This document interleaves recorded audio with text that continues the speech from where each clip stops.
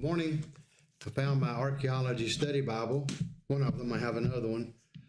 The other one I have is in the NIV version, so I didn't want to bring it to class to use that for our text. This one is in the ESV version. We've used it several times, alternating on other Sundays using the New American Standard Bible, two of my favorite, I guess. So we're in John chapter 19. Is that not correct? If I'm wrong, correct me, someone. I believe we are about verse 14. All right. I knew we were getting close to the time of the crucifixion narrative. We'll look at that. I hope this study is profitable. Now, as was indicated in prayer, we are learning these things to prepare ourselves to evangelize as we have opportunity to discuss the Word of God with others. But at the same time, I hope we're growing individually, each of us. Hope it makes me a better person just by reading from these inspired pages. I love the Gospel of John. I love them all, obviously, but there's just something special about this one for several reasons. One, it deals with a lot of the doctrinal issues relating to the teachings of Jesus. It elaborates more on some of them than the synoptics do, the three other Gospels. But also because it's written from an eyewitness point of view, and he unashamedly says so, that he is an eyewitness of this. That's going to come out in our text, I believe, as we read on through chapter 19. So a third reason that I really enjoy reading from this book is his intent was very apologetic. And what do I mean by that, of course? Well, it's the discipline that seeks to defend the Christian way, the Christian claims. And John is doing that. John is engaging in what we call old-fashioned Christian evidences. That's what he's setting forth here. He was, as I will say again, as I've mentioned a number of times, what we could call an evidentialist apologist. And by that I mean, unlike many apologists of our day, so-called apologists, and some who mean well and are doing fairly good in the methods they follow, he is not saying just will to believe. It's not a voluntaristic idea. You just have to want to do it. If you just want to bad enough, you can believe. That's the approach many take. But that's not his. His is saying, here are the signs, the wonders, the divers miracles performed by this man Jesus. I was there. I witnessed them. There were others who witnessed them. These could not have been done by a mere mortal. That's the assumption. That's the premise that's there all along. Therefore, he was not a mere man. Jesus was who he claimed to be, the Son of God. And I know that based on these evidences. So you see, that's a different approach from even what the Calvinists have lately popularized over the last several decades. I know this is not something we deal with every day, but we do from time to time come across these ideas. The Calvinists from such places as Westminster Theological Seminary, and I believe it's New Jersey, will emphasize the need for a person to be regenerate before the message can come through. You can't accept it unless you're one of the elect, but maybe you are. So what we will do is try to be a catalyst to help you have this presupposition come in your mind. You will presuppose God exists, the God of the Bible, the God of Abraham, Isaac, and Jacob. You will presuppose that. It's the foundation of knowledge, not the assumption that we exist, that there's a world out there. Those aren't prior, they would say. You don't have the assumption logic itself is useful for arriving at truth, that language can convey meaning. Oh, no, you don't assume any of those things. Those are assumptions of the natural man. They love that phrase. The natural man, the person in the world, the unregenerate. But if you're one of the regenerate, you can get the presupposition. How does it come? Somebody says, well, I would say maybe it comes this way. We read John, we read the evidences, and the presupposition forms in our mind. No. The presuppositional apologetic whole methodology says that's not the way it happens. What happens is the presupposition is first. You can't even think. You can't think about anything, science, history, anything whatsoever, your own family, domestic affairs, until you first presuppose the existence of God. Now, it's one thing for us to conclude after we've looked into these issues that why we trust logic is because God exists. Why we can say language conveys meaning is because God exists. After we have looked into it, we can give that explanation for how it works. But we would say we have to start, if we're going to communicate with our fellow men, on the common ground that we can communicate. We can talk to one another, and we can understand each other. And our words do have meaning. There's a strange relationship between presuppositional apologetics. Again, it came into its own back in the 20th century among the Calvinists. Some call it hyper-Calvinism. I just call it Calvinism. That's what it involves, really. And what was real trendy in the secular world in the school still is postmodernism, meta-modernism, however they put it today. The idea that language itself cannot convey meaning. So both were saying the same thing for different motivations, but they were saying basically the same thing. And again, you'll hear them constantly yak about the natural man cannot accept it. The natural man cannot accept it. Evidences do no good. Don't present the evidences because the natural man will never accept them. He cannot. His mind's too corrupted from the inheritance of Adam's guilt. And if he is one of the elect, he doesn't need the evidence because God will miraculously, supernaturally reveal to him at the right moment that presupposition, the starting point, the aha moment, when the light bulb goes off in the head and suddenly I can have a worldview that is complete and it's perfect. It's a perfect worldview, not tainted by any assumptions held by any of my contemporaries outside of my worldview. So again, that's too much on that problem. But it's something I've had to study over the years. I've been in their schools. I guess that's why I obsess over these things. I have 2 degrees from Presbyterian schools, different forms of the Presbyterian movement. That was just my opportunities. That's the way it worked out. And therefore, I heard it all the time, and I dealt with it as much as I could to try to, show what the truth is instead of those claims. There are various kinds of apologetic approach. Some will even talk about a postmodern approach. And I don't see that there is really a difference, a postmodern apologetic approach, as much as it is just an emphasis on we need family. We all need to be loved and we need to love. We need to be loved and we need to love. So we need family. So let's reach out to them and convince them God exists by what they get out of the services. It's very pragmatic, you see, because postmodernism is built on Richard Rorty's pragmatism and that of others that came before him. It's very pragmatic. What works, that's what's true. And it works. Look at these mega churches around here. We got several in our county and the next county over. Mega churches. We know people there. Some know the preachers in those places. And in those mega churches, they have a lot of young people, a lot of young families with kids, kind of envious, isn't it, on our part? We see that, and they're attracted in, and they really like it. And they're going to go to church because they get a lot out of it. They get a lot out of it. They get much out of it. And their kids profit from it. Their kids get a lot out of it. Very pragmatic, you see. So that's why you have these mega churches. And of course, they do make compromises with doctrinal teaching, such as on the instrument question. And they have the sort of contemporary, you could call it contemporary religious music that is controversial even among them. Some of the older stately congregations don't like that stuff. They don't mind a piano and an organ, singing these stately hymns we sing with the accompaniment.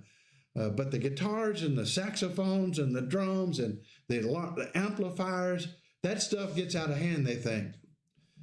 Well, on the same principle, you justify the organ, they can justify the guitars, by the way. Once you've opened that up, you may not like it. It may not be what I grew up with, many things, but you can't condemn it on biblical grounds because you're doing the same thing. Well, what we see then is the attraction that Christianity in a nebulous sense has for so many today. And a lot of people are finding this camaraderie and fellowship they don't have. We're in a world where a lot of people feel isolated. The irony is the more we're connected with the devices, the more isolated individuals feel in this world.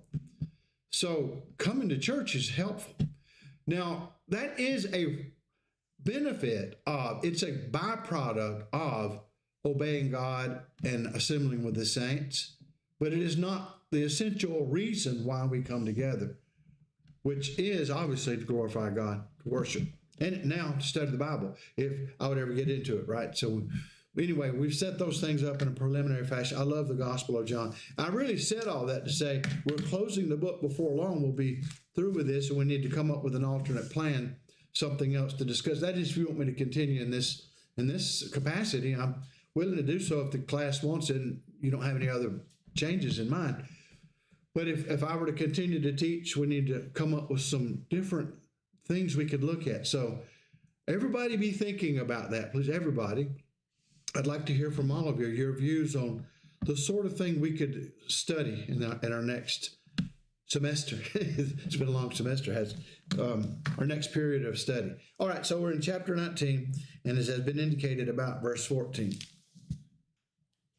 Well, let's look back at verse 12 again to get what was going on here. We looked at this last Lord's Day where they chided Caesar. Actually, they kind of veiled, in a veiled way, threatened him. Everyone who makes himself a king opposes Caesar. So this man, Jesus, claims to be king of the Jews. And you're just going to take a nonchalant attitude about it, Pilate?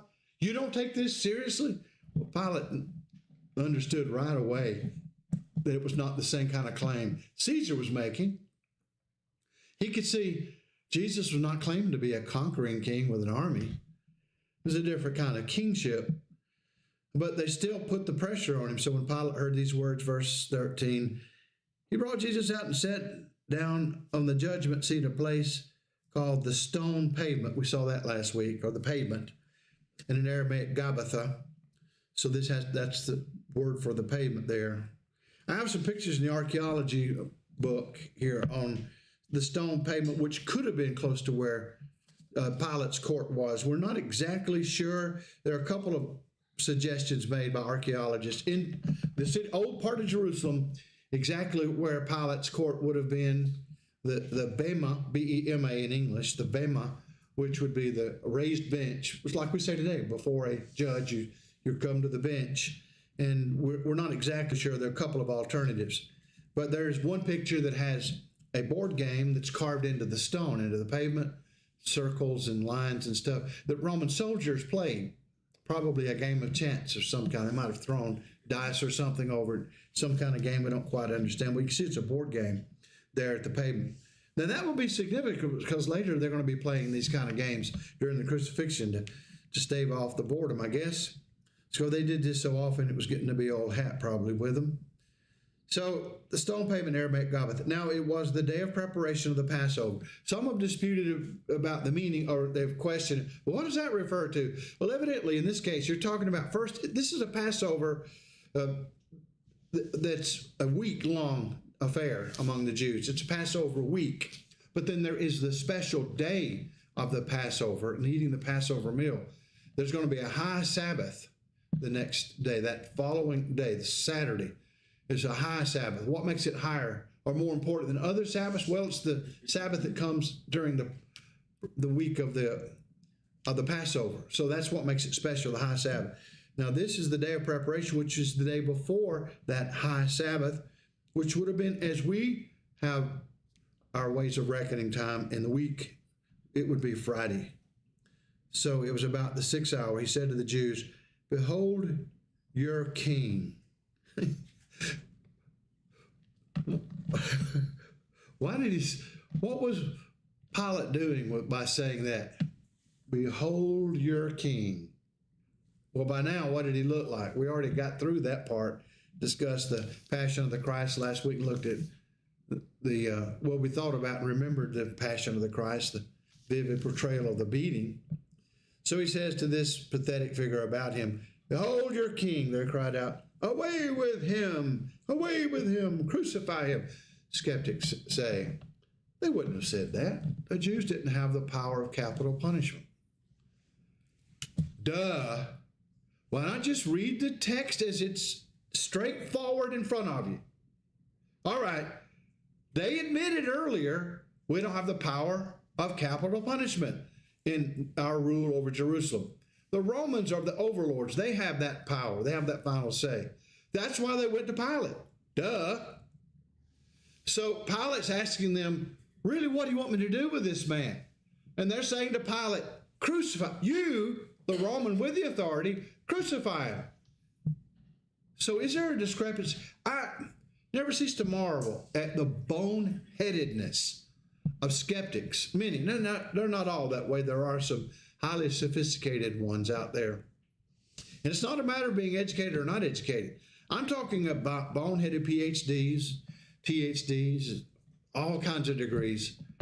They've been to school for many years, but they still come out all warped with the idea that, well, the Bible can't be trusted. We know better. They didn't have the power to crucify. They would never have said that. Well, they did. And it makes perfect sense why.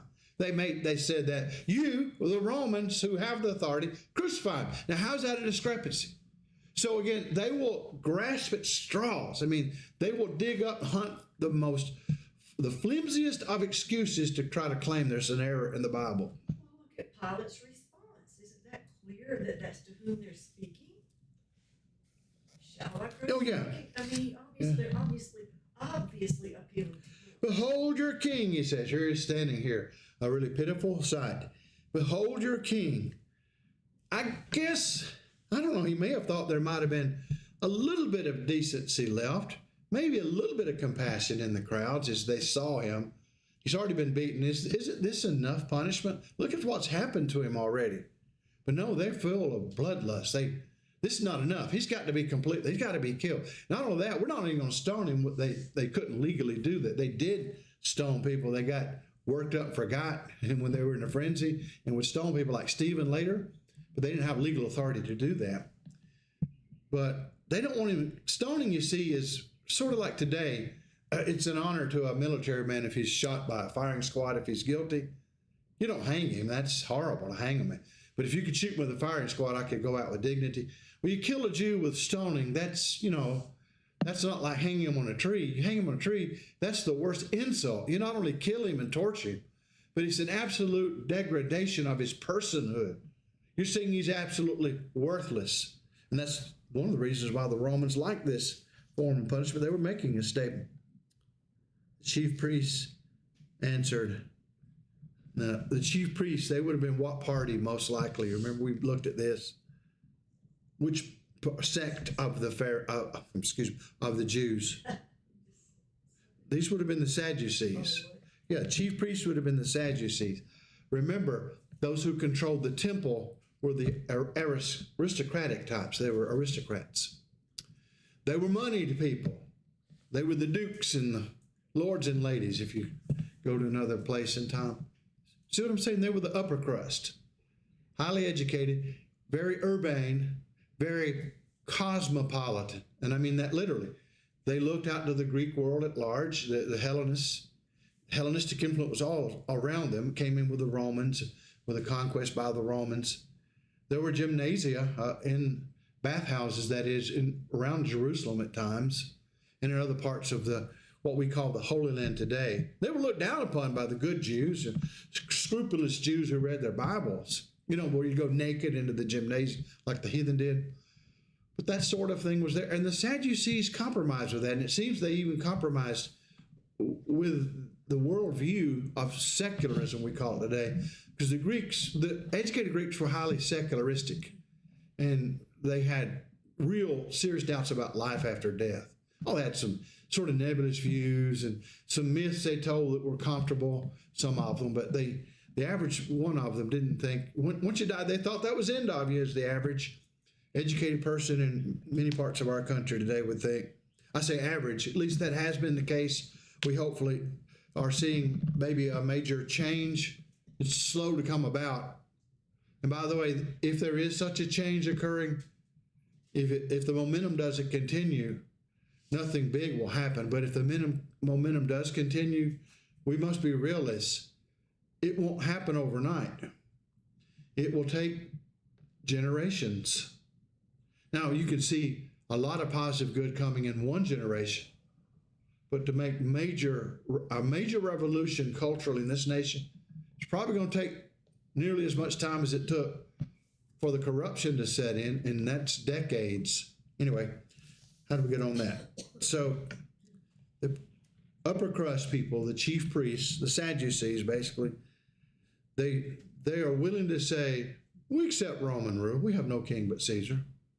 Now, were there others in their midst in the Jewish population who would have disagreed? Can you think of any of the sects of the Jews, the different divisions?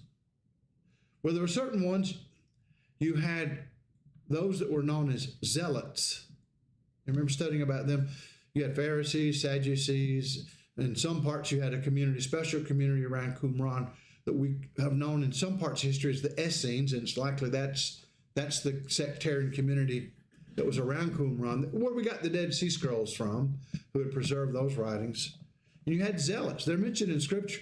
They were zealots in that they believed in radical revolution here and now, physical overthrowing of Roman rule. They have no legitimate right to be here in our holy land. So not everybody thought that. Anyway, interesting. So he delivered him over to be crucified. So they took Jesus, verse 17, and he went out bearing his own cross to the place called the place of the skull. So it's a place called the place of a skull, which in Aramaic is Golgotha. Now, by the way, he mentions Aramaic, so we have discussed this several times. Aramaic, very akin to Hebrew. It's a Semitic language, like Hebrew. Many of the words they share, they have a lot of cognates between them. Aramaic was a widely spoken tongue outside of Palestine. Hebrew itself was not confined to the Israelites. We call it Hebrew today, biblical Hebrew, but it was Canaanite. It was originally Canaanite language. And when the descendants of Abraham came into the land, they adopted it. So, and of course it was a paleo form, it's a very ancient form, but it was Canaanite language. It was a Semitic Canaanite language. Although many of the Canaanites were Hamitic, descendants of Ham, the predominant language group was the Semites, descendants of Shem. So if you were against that tongue, you were anti-Semitic. Even before you even knew about a Jew, you were anti-Shemites, which is technically what that should mean. Anyway, Aramaic is one of the languages, and there's a couple other chief languages being spoken at this time. They're mentioned right here. They're down in the text. They will be on the inscription put on the cross.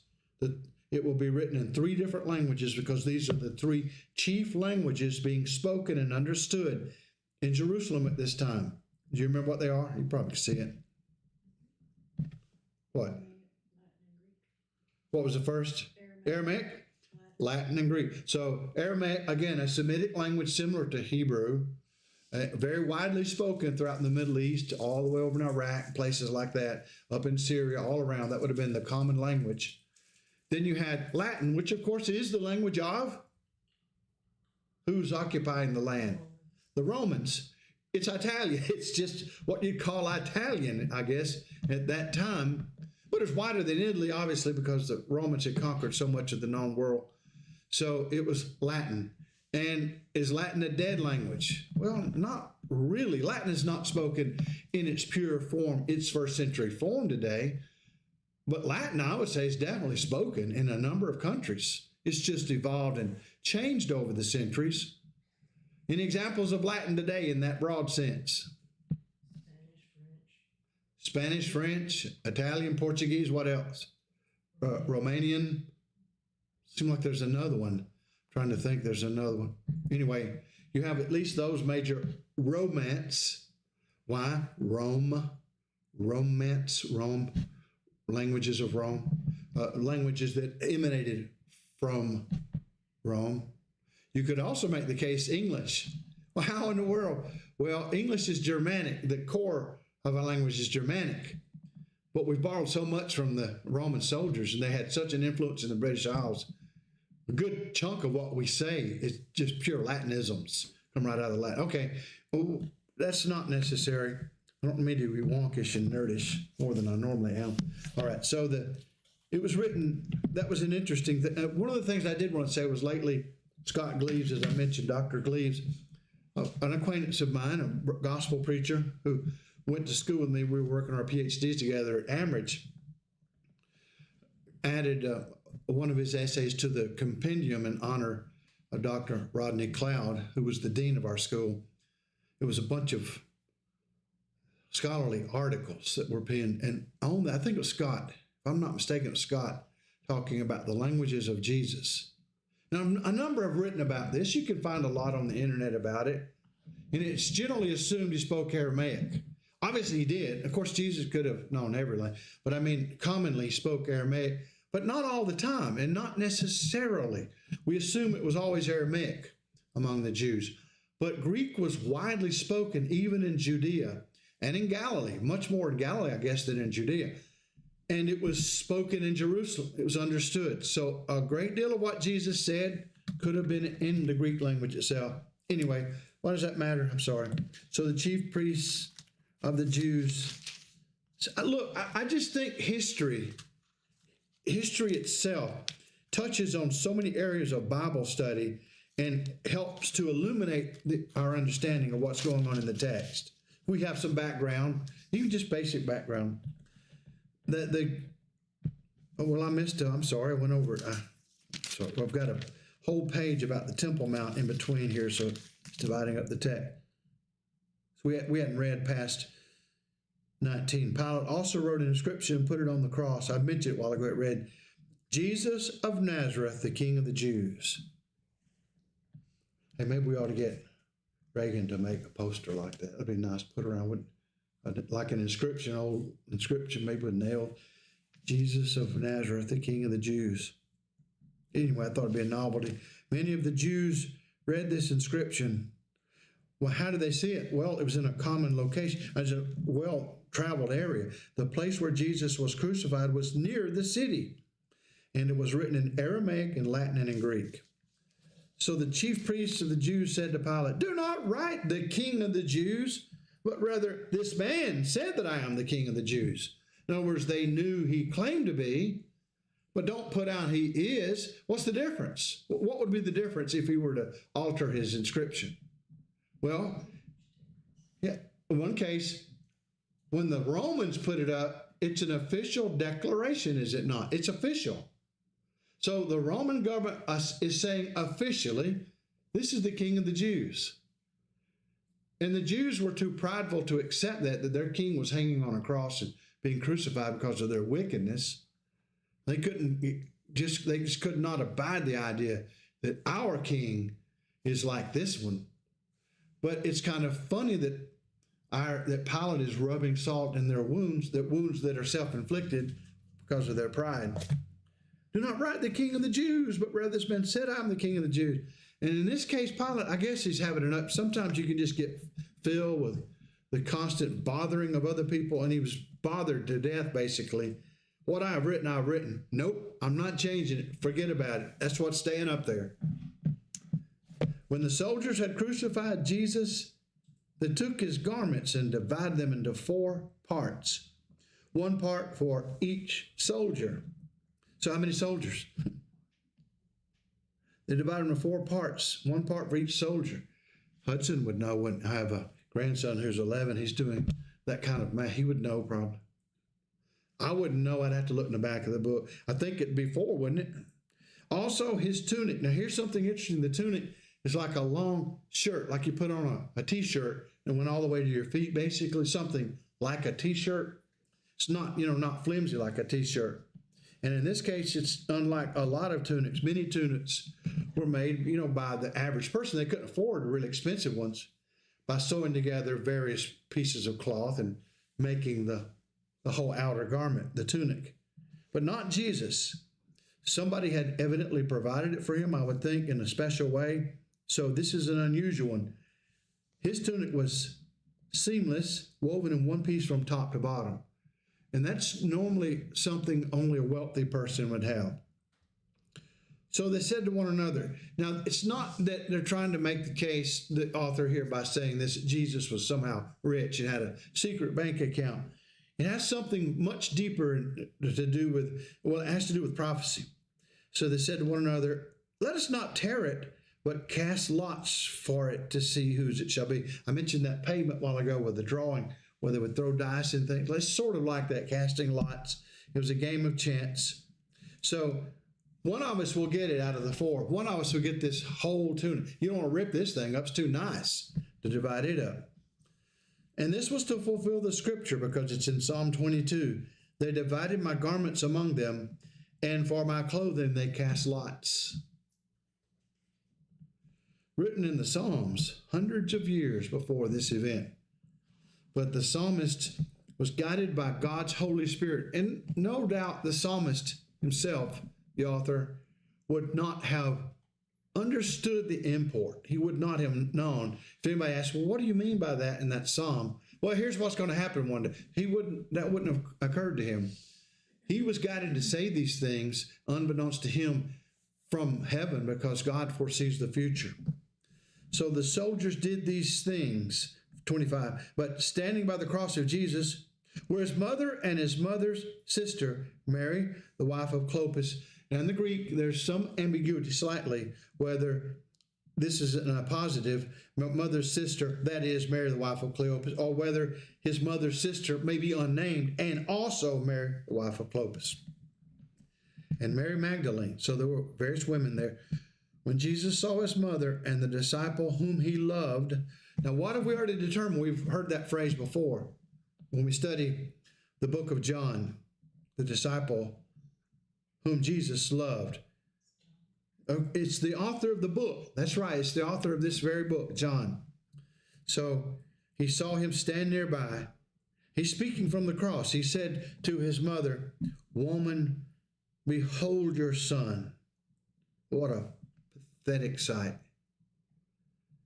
Now he knows there's great sorrow, sadness, and there will be mourning because he will expire before long. And this is a mother looking at her son mistreated in this way. And she knew he was a special son. Unlike any of her other children, she had various kids. This one, the firstborn, was unique. He was very different. She knew some things about him because his very birth was announced to her miraculously by an angel. Now she's watching all of this. What might be going through her mind when he says, "Woman, behold your son." So here Jesus himself is glad to acknowledge his own humanity. Yes, he's the Son of God, but he was born in human form by this woman, Mary. Then he said to the disciple, which disciple? The one just mentioned. Who was that he loved? So that'd be John. So he said, "Behold your mother." Now we know Semitic people, their mind was able to engage in abstractions that unfortunately our age has lost the ability to do sometime. This did not mean this is your biological mother and you're confused. You didn't know that. No, that's not what he's saying. Or that you're actually my brother. No, he means your mother in what way? Take care of her. So this tells you something about the right custom that existed among good Jews at that time. They would have loved their mother enough to think when she's elderly and now she's already widowed. Now she's going to be bereft of her firstborn son. And so she's a special person because she's my mother.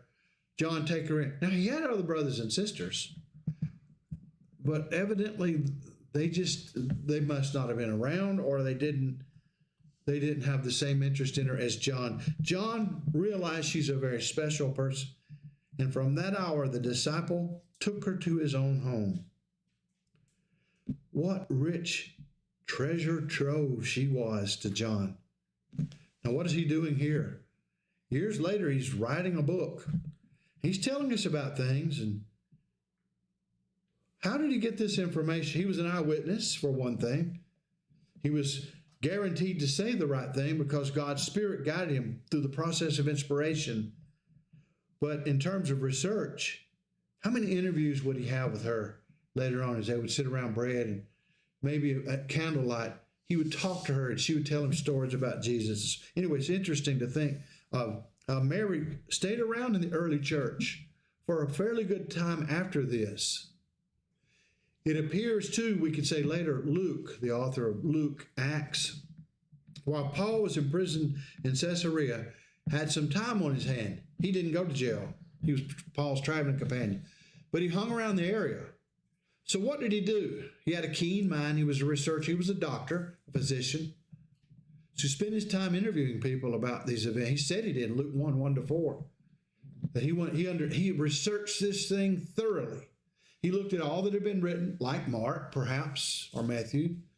John hadn't been written yet. He looked at other things, other accounts that may not be with us. He heard oral accounts. He heard testimony from many who had been eyewitnesses. Then he undertook to write a special, well-researched treatise for Theophilus, evidently his benefactor, literary benefactor, some wealthy person who was interested in knowing about how the Christian movement began. And the same for the book of Acts also, the sequel. So he spent some time researching it. Evidently he talked to Mary. Evidently he sat down and interviewed her. And he had some things to say about Mary, what she felt, how she knew things, how she looked at the situation, that she herself could have told him. Verse 28, after this, Jesus, knowing that all was now finished, said, to fulfill the scripture, I thirst. A jar full of sour wine stood there. So they put a sponge full of the sour wine on a hyssop branch. You can imagine the stick, the branch. Come here, brother. And held it to his mouth. When Jesus had received the sour wine, he said, it is finished, and he bowed his head and gave up his spirit. So John is kind of quickly summarizing some things, passing over a few details that we learn about in the synoptics. There were a couple of occasions earlier where different types of beverages were offered to Jesus, and at the beginning he would not take them. And the explanation, I think, makes more sense than any. It's not because they were wine, because the scriptures are not really opposed to using it as an analgesic. This is a pain reliever. But he did not want a pain reliever at the beginning of his suffering on the cross. He wanted to follow through with torture and suffering. Why? Why would Jesus not want to get that medicine as quick as they offer it to him? This was a courtesy that was offered by some who had some compassion. When they saw the agony on the cross, they'd give them some sort of drug. They'd give them something like alcohol mixed with the drug, and they would take it through this process on the sponge, and when they took in that, it would help to alleviate some of the pain. Jesus didn't do it at the first, and evidently did not, because he was willing to suffer the full measure. If we had known he got drugged up as soon as he was on the cross, even to this day, skeptics would be saying, well, he really didn't suffer much. He probably didn't know what happened by the time he died. He was just out of it. And that would have been the case had he been thoroughly drugged up, but he wasn't. And at the very end, right before he expires, he will take of the sour wine. And then he says, it is finished. What does that mean in this context? It is finished. So what is finished? Well, two things. At least the work he was sent to do, and he's dying. So look at the second one. His physical life was just about to end, his physical life. So it is finished in that sense. And then the work he came to do, basically his earthly ministry is going to close out now. The main phase of it, of course, he'll come back, we'll see later, from the dead, obviously. What else might be involved in those words? I've seen a number of sermon charts. My daddy, I think, has a chart on this, probably painted by my Uncle Ben McGuckin years ago, a chart on it is finished. Has a cross, if I remember it. I meant salvation's plan. That's what I think. So it is finished, salvation's plan. His ministry then would be part of that. But salvation's plan predates that, right? There were glimpses of what that plan would be way back in the Old Testament. So what else might be involved by saying it is finished? What does Paul say about the cross and about the law of Moses, for example? It's over with. It ended Where? on the cross. All right, so the law of Moses ceased to have sway or force at this time, at the death of Jesus. So he says it's finished. That could have been involved, very likely was part of it. In other words, the reason preachers have focused on this phrase is it very well lends itself to these interpretations. In fact, I think that's the purpose. It's not meant to be confined to one or two things. That it's a very comprehensive statement he makes. It is finished. And he bowed his head and gave up his spirit. Ooh, several things there. First of all, his spirit, is that his head? Is that his body? Is his spirit his body? Well, I ask that because there are those who say the body is the spirit. That's a theory today. Many hold that. Many have a defective anthropology, that is, view of mankind. Many religionists. And they say man doesn't have a soul, man is a soul. You hear that? Man doesn't have a spirit, man is a spirit. So that's why I ask, is that his head or is that his body? Did he give up his body? Actually, he already gave up the body by allowing them to crucify him. In that sense, he bowed his head and gave up his spirit. What do you mean by gave up his spirit? In the Synoptics, does he not say, into thy hand to the Father, I commend my spirit, the Lord, to say to him, receive my spirit? So, well, look, it's the soul, the spirit. To us, it's obvious because we have all our lives understood about the dual nature of man. Man is both material and non-material. There's a non-material part of us, our essence, which is our spirit, our soul. And when he says he gave up his spirit, this reminds us of James 2:26. For as the body without the spirit is dead, so faith without works is dead also.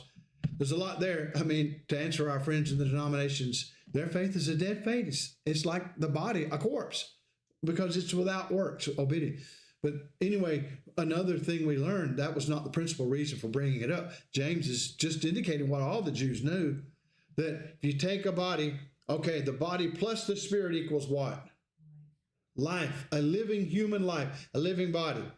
Take away the spirit, what do you have? You have the spirit and you have a body. You just have a body and it's dead. It's a corpse. That's why I mentioned this not long ago in the sermon. This Tucker Carlson interview with Lee Strobel was a fascinating exchange. You have to hand it to Tucker. He talks about some really meaty issues these days. He's flaky on some of them and really way off on this one. And Strobel had written a sensationalist book about post-death experiences, near-death experiences. He's interested in Christian apologetics. So he wanted to defend the faith by saying, we know there has to be a God because there's a spirit world. We know there's a spirit world because people have died and they come back and they say, I saw it.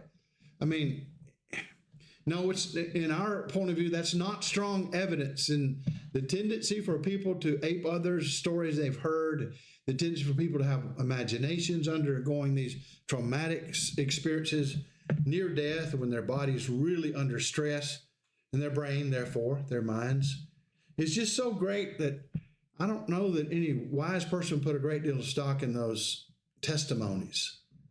But anyway, Strobel did, and Carlson was interviewing him about it, and they talked about people who would die, and some of them say their spirit would leave their body and float above the operating table. And there's evidence for this. Oh, there's evidence.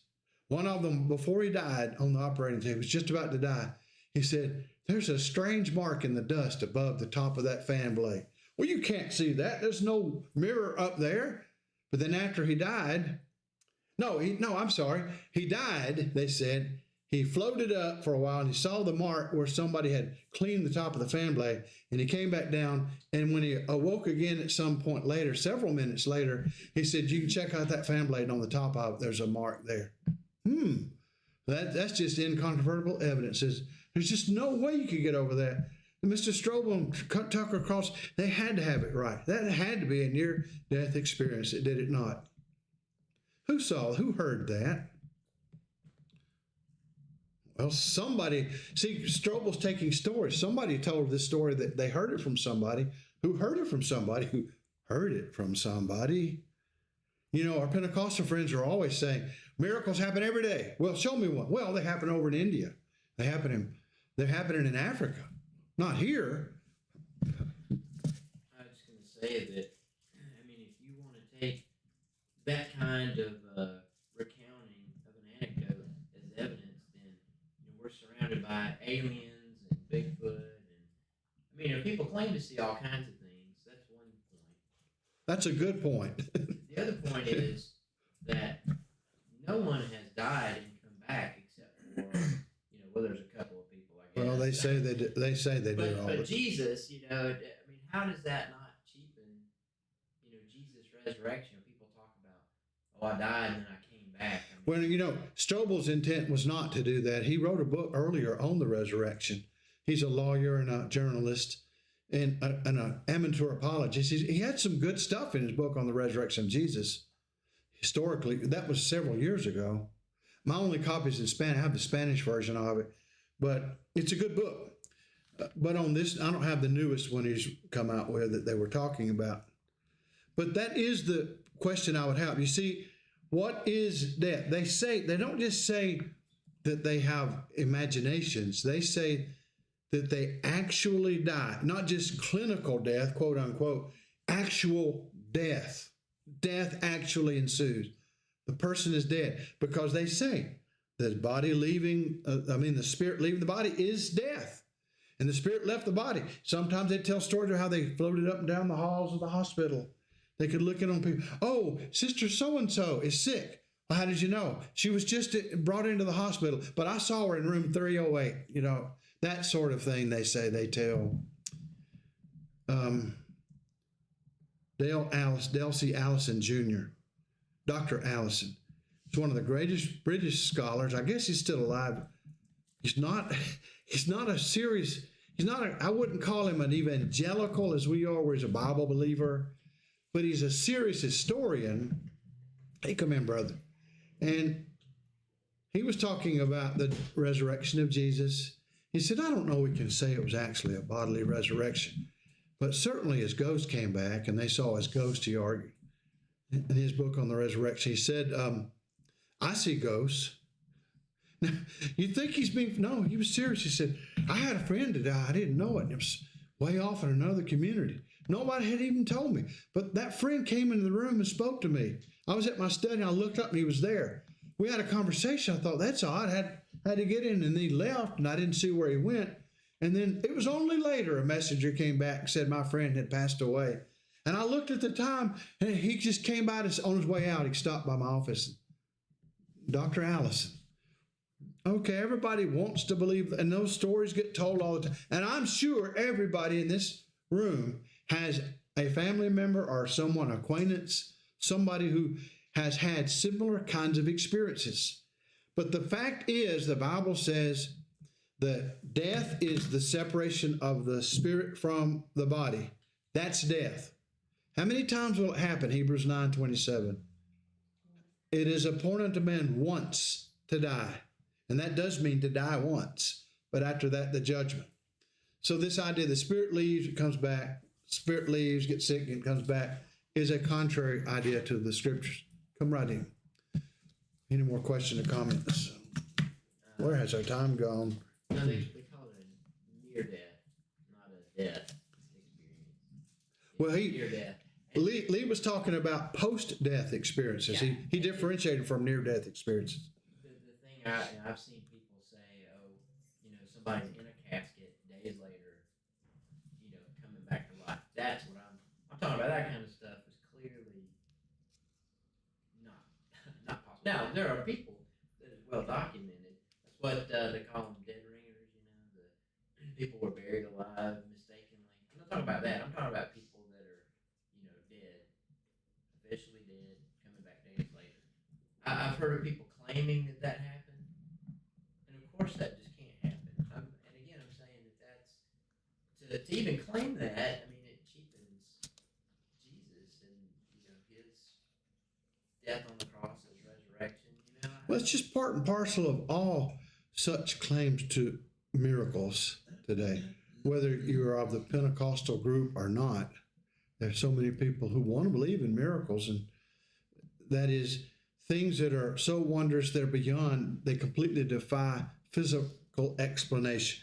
In other words, they allege there would be no physical cause, in the physical nexus of cause and effects. Well, we'll have to stop here. I'm sorry, we're over our time now. So where were we? We'll just start with 28, I guess. Next. No, 31 should be it. 31, where Jesus' side is pierced. All right, any more questions or comments? Thank y'all for your interest in time.